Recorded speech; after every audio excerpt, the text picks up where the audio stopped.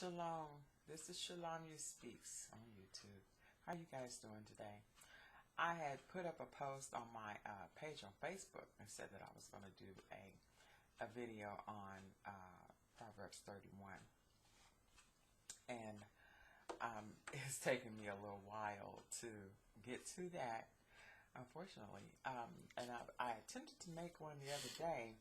And I have a 18-year-old son who loves to sing, okay?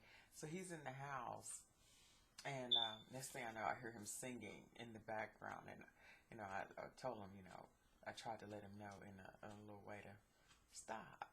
And instead of him stopping, he photobombed me. So it just kind of really threw off everything. So I was like, okay, that just tells me I need to do a whole different video. This is not the one. So I'm back to try this again. Take two, But the things about Proverbs 31Woman is that I think for me is that she always seemed beyond what I could accomplish in a lot of ways. Because when they describe her, it's like, wow, there's even a part in there that says that she surprises every other woman, and that can be a bit daunting, make you think, well, how am I going to reach that if, she surpasses everybody and I don't have money to buy a field and I don't have service and those kinds of things, it's really, really silly thoughts that run through your head about things like that. But the key points that you see within the Proverbs 31 woman is that she's invaluable, number one. They trust her husband, her children, those that she deals with, they trust her judgment as well. She's very industrious. She's busy. There's not a lazy bone in this woman. I'm sure she gets tired and she rests, but she's busy. She looks out for family and home and those attached to her family. So, in her case, it was servants and things like that. But, for some of us, we don't have that. But we do have people who are attached to our families. And she took care of those in the community. So it was like the orphans, I would say the shut-in, those who can't help themselves, she went out of her way to help. She had self-respect. She took care in her appearance. She took care in how she carried herself and how people would perceive her. Her family honors her. She has she has this happy persona that her children see, and they see her and call her happy. Now that's something. That's something, because you talk to a lot of children, and a lot of times they don't describe their mother as a very happy person.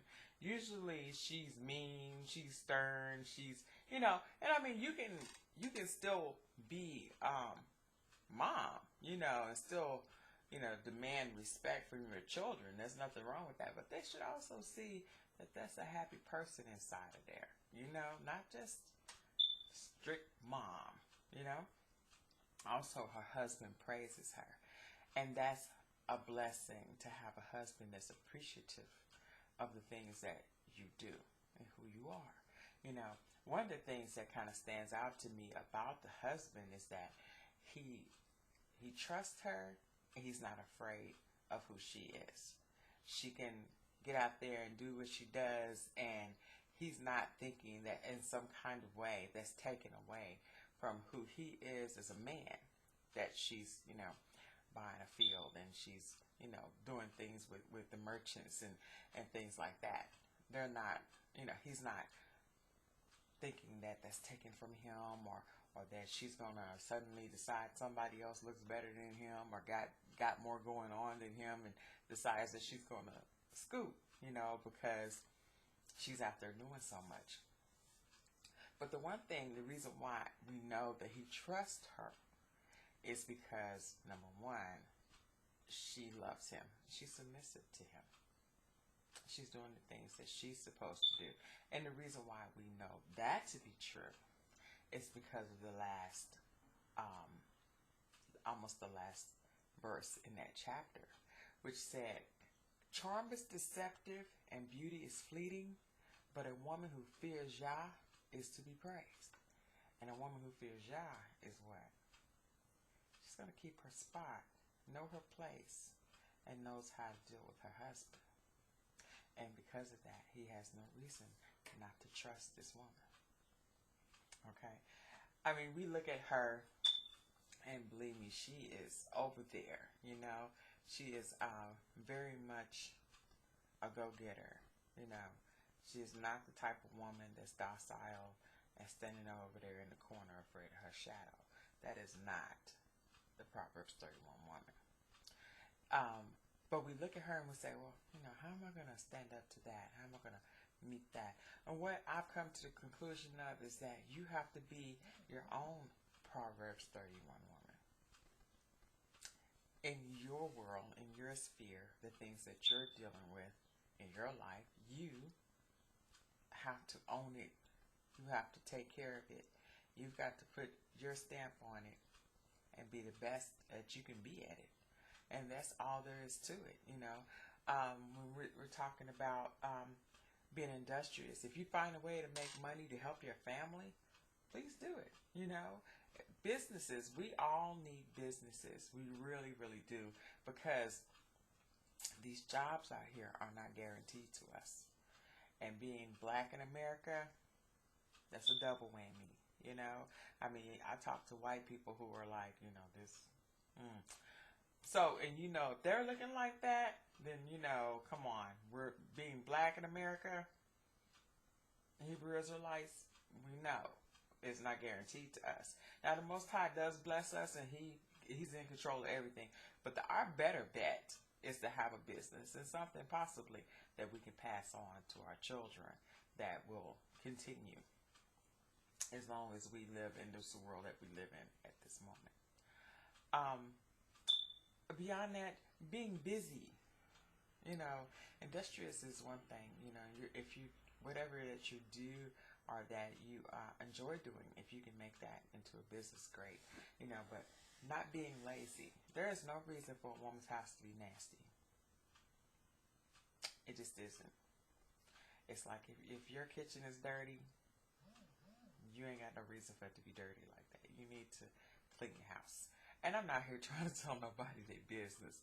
But if you're a lazy woman, you get what you get. If you don't get the things that you want, that's because of you. Okay? Get up, do something. You can't sit there and expect everybody to hand it to you, because it don't work that way. It called her invaluable, you know, priceless, a price beyond rubies, you know. That's a deep thought, you know, because a lot of us walk around here with a very worthless mindset. We don't see who we are. We don't see how valuable we are to those around us, from our children to our families to just friends. And sometimes when it comes down to it, when you have friends who are going through something and you call and say, hey, how you doing? And they're just blessed that you called, because they were feeling low and they needed someone to talk to, and there you were. So there's value in each and every one of us. We just got to start to recognize it within ourselves and start to put it forward. When you gain a confidence in who you are, it tends to take away a lot of walls. You know, it takes away a lot of the I can'ts. And, you know, you become the can do. How can we do this?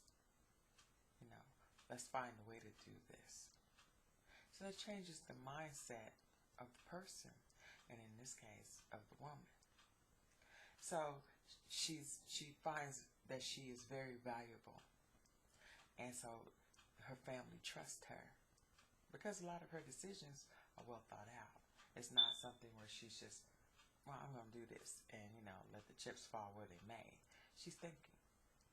And that's needed, especially when you're running a household and you're dealing with children and you're trying to be the backup to your husband. I mean, a true helpmeet. You can't be a helpmeet if you're not thinking. You can't be a helpmeet if you out there hanging out with the girls all day.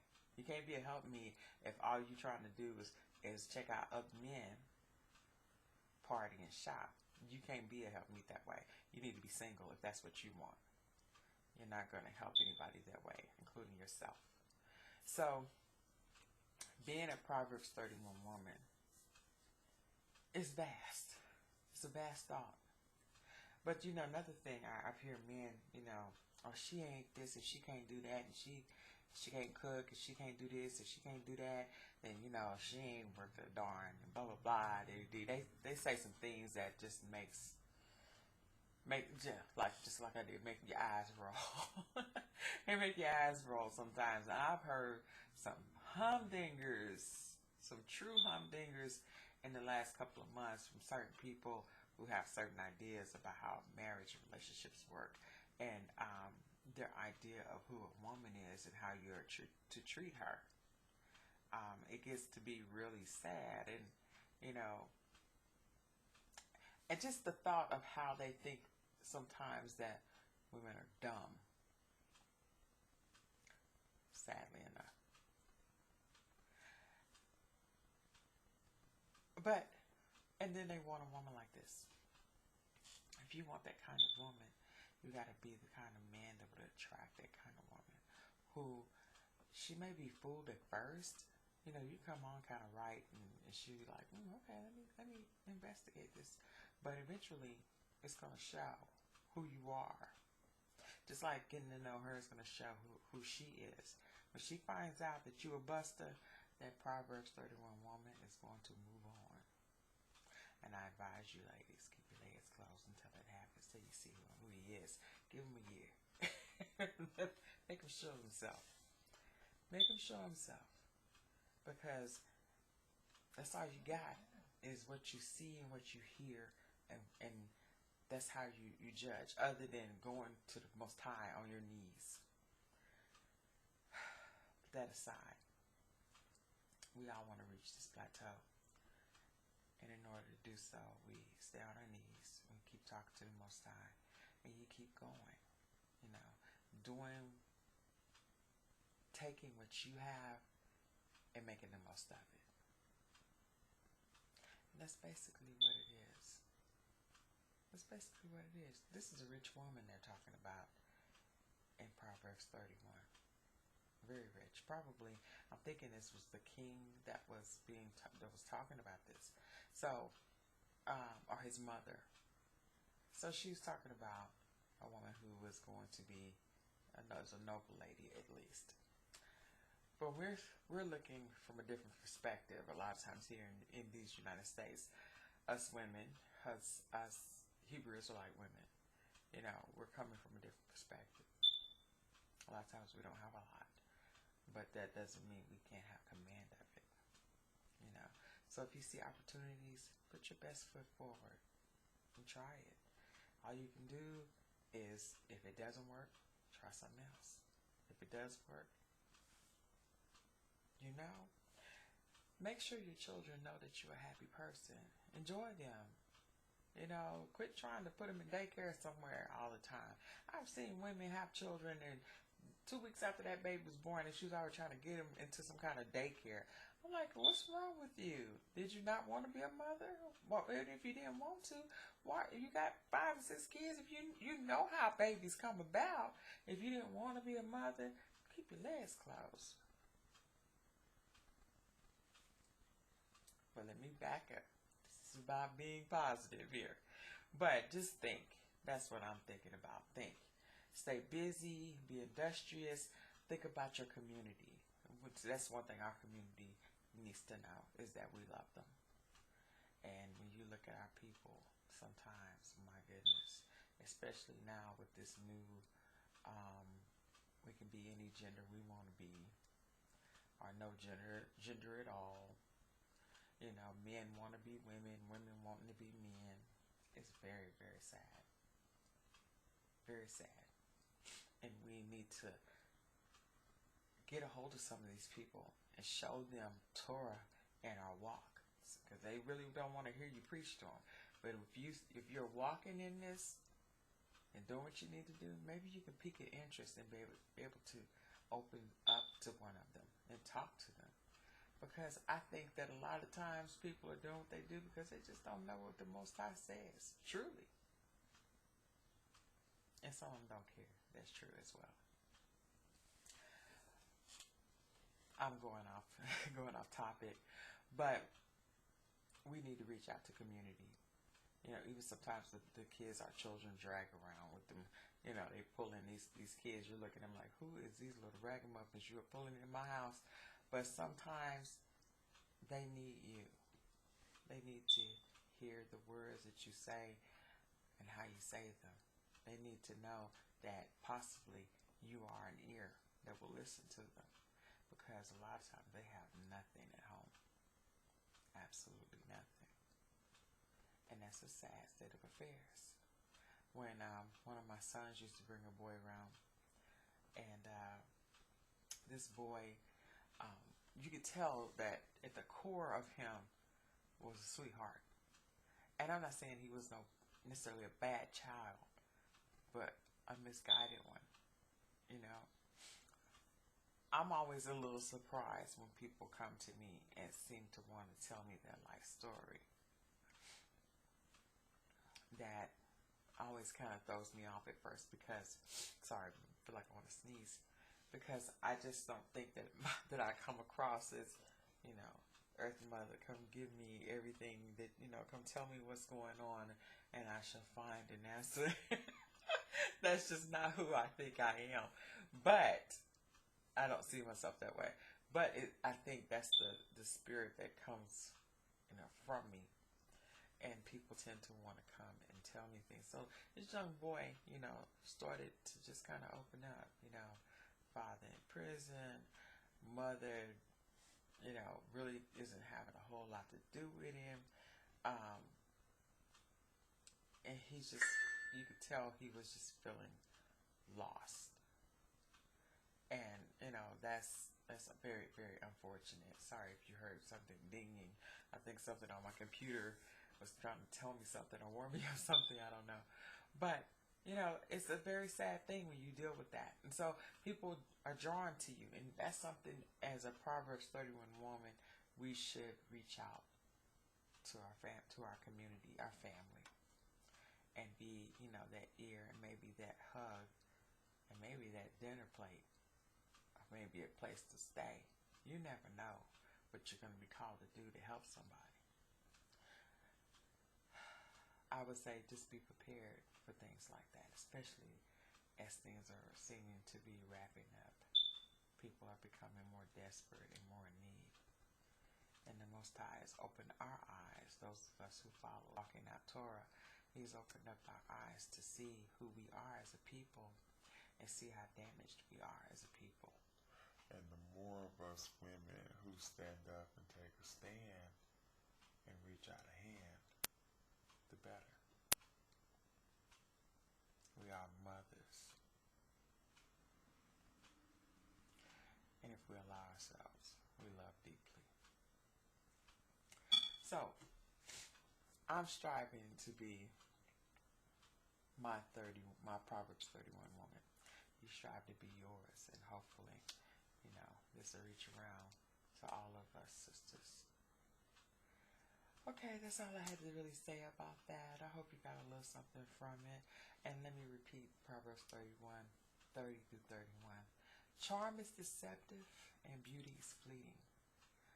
But a woman who fears Yah is to be praised. Honor her for all that her hands have done, and let her works bring her praise at the city gates. Now that's a blessing. Hallelujah. Talk to you guys later. You have a blessed Sabbath, which is coming on this evening, and peaceful rest. Bless Yah for the things that He's given you, because everything flows through Him. Much love to you. Shalom.